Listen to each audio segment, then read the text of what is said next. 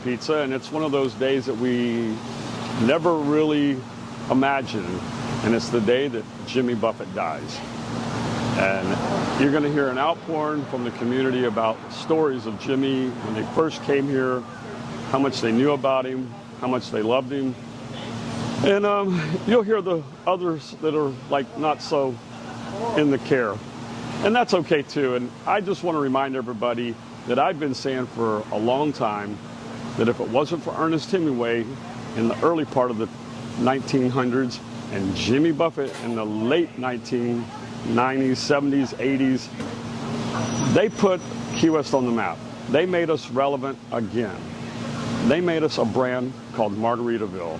And no one can take that away from, it wasn't just Jimmy, but his crew that helped put that whole thing together. And for those people, we're always indebted as a tourist town. And I remind people, what are you going to do to make Key West live on? Jimmy did his part. What are you going to do? That's really all I got to say. He used to come down to the 200 block. Obviously, he was around this corner at Captain Tony's. But he would come down, and next door to me, there was an arcade at the time. And he would come down with a couple of kids, young kids. He would come down 2 or 3 times a year with those guys, and they would play video games. They'd always come over and get a pizza and have a couple of sodas. And always very cordial, very nice to me.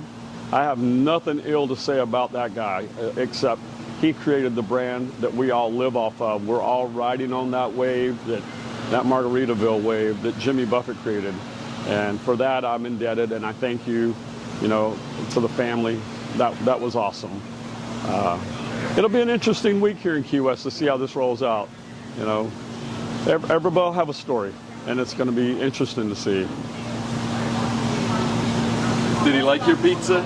He loved my pizza. I wish I could ask Jimmy, if you were a pizza, what kind of pizza would you be? But I can't do that now. We tried. He'd be a cheeseburger in paradise. He would probably, he'd probably want some ground beef and some cheddar cheese on there with a side of a pickle.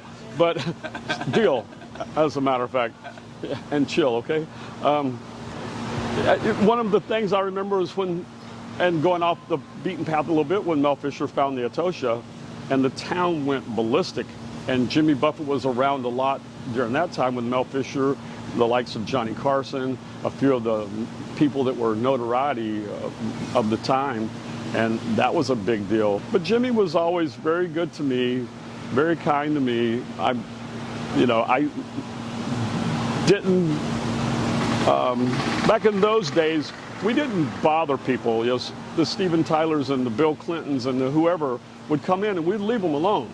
We didn't go up and take their picture, and we didn't ask them for an autograph. We just let them be themselves and enjoy Key West like we all wanted to do. And there again, some of the best times was watching him play for the Parrot Heads, on Duval Street. Great times, Godspeed, Jimmy.